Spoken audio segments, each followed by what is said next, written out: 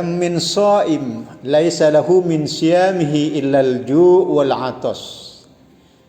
Banyak orang yang berpuasa, kata hadis Nabi ini, tetapi mereka tidak mendapatkan pahala dari puasanya, illal ju' wal 'atas, kecuali yang mereka peroleh adalah lapar dan dahaga.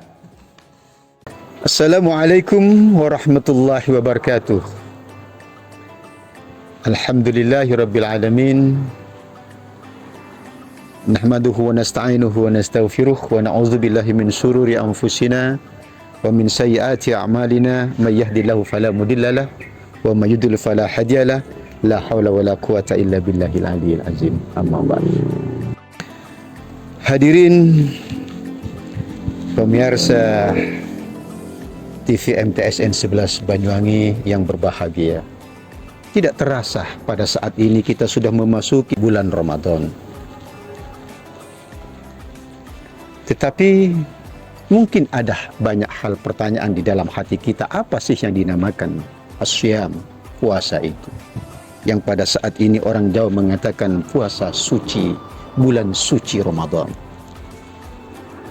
Dalam kitab klasik seringkali dikatakan as-shaum itu bermakna al-imsak, berarti menahan, menjaga, menahan dari sesuatu hal yang dapat mengurangi makna dan kesucian bulan Ramadan itu sendiri di depan Allah Subhanahu wa taala. Sehingga Allah berfirman di dalam hadis qudsinya, as-shaumu li wa ana ajzabi. Puasa itu untukku, kata Allah. Wa ana ajzabi, dan aku sendiri yang akan membalasnya, kata Allah. Jadi puasa itu adalah misterius problem dalam hidup, rahasia. Oleh karena itu, Bapak Ibu hadirin pemirsa yang berbahagia, Al-Imamul Ghazali dalam kitab Ihya Ulumuddin berpuasa, puasa itu ada 3. Yang pertama, shaumul awam, puasanya orang yang bodoh. Kata Imam Al-Ghazali bahwa puasa orang-orang yang bodoh itu hanya sekedar menahan lapar dan dahaga. Tetapi ia tidak mampu menahan seluruh panca indera dari sesuatu hal yang dapat mengurangi makna dan kesucian bulan suci Ramadan itu sendiri di depan Allah. Itu yang pertama.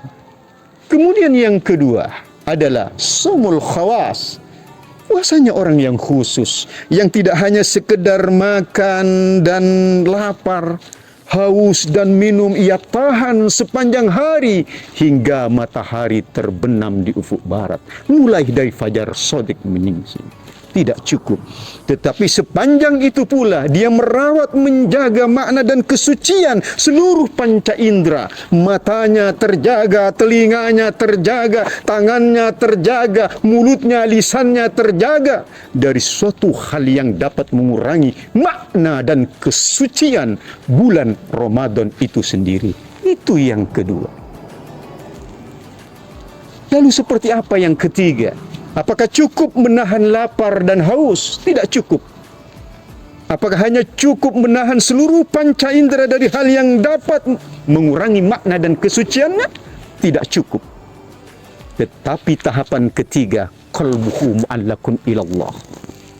Dia selalu bergantung hatinya kepada Allah.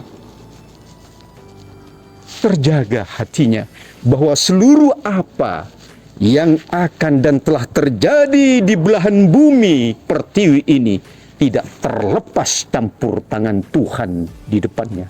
Maka orang-orang yang punya puasa seperti ini selalu mempunyai berprasangka baik kepada Allah.